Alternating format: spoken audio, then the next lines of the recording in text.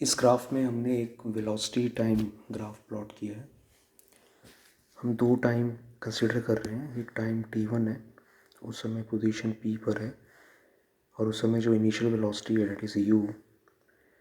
जब time t2 था उस समय पोजीशन q पर है, और उस समय जो वेलोसिटी है डेट इज़ v। तो जो टाइम इंटरवल चेंज किया है that is t2 minus t1, और जो पोजीशन चेंज की है that is v minus u। ये वेलोसिटी का चेंज है जो हमने शो किया यहाँ पर QD, that is the velocity difference between V and U, that is V minus U। और PD के बीच में जो टाइम डिफरेंस है that is T2 minus T1। Velocity time graph में आप दो काम कर सकते हो। आप स्लोप निकाल सकते हो और आप एरिया फाइंड कर सकते हो। अगर आप स्लोप फाइंड करोगे वेलोसिटी टाइम ग्राफ का, इसका मतलब है कि आपने कोऑर्डिनेट्स को डिवाइड करना है, और अगर आपने एरिया फाइंड करना है तो मल्टीप्लाई करना है।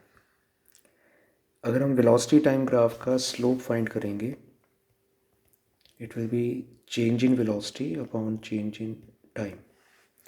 आपको पता है कि change in velocity upon time that is acceleration. तो अगर आपने इस ग्राफ का स्लोप फाइंड किया तो आपको मिलेगा एक्सेलरेशन।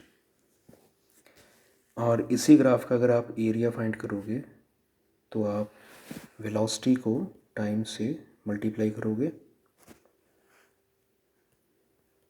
जब आप वेलोसिटी को टाइम से मल्टीप्लाई करोगे, वेलोसिटी आपको पता है it is displacement upon time taken multiplied by time taken. Time से टाइम कैंसिल होगा तो आपको डिस्प्लेसमेंट मिलेगा।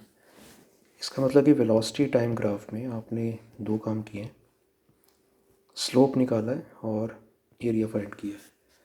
स्लोप का मतलब है कि आपने कोऑर्डिनेट्स को डिवाइड किया है, एरिया का मतलब मल्टीप्लाई किया है।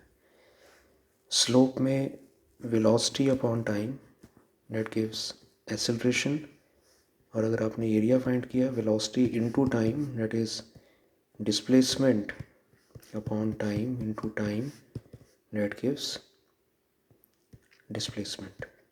तो वेलोसिटी टाइम ग्राफ में दो कंक्लूजन्स आप निकाल सकते हो कि अगर आप स्लोप फाइंड करोगे तो आपको एक्सेलरेशन मिलेगा, और वेलोसिटी टाइम ग्राफ का अगर एरिया फाइंड करोगे तो आपको डिस्प्लेसमेंट मिलेगा।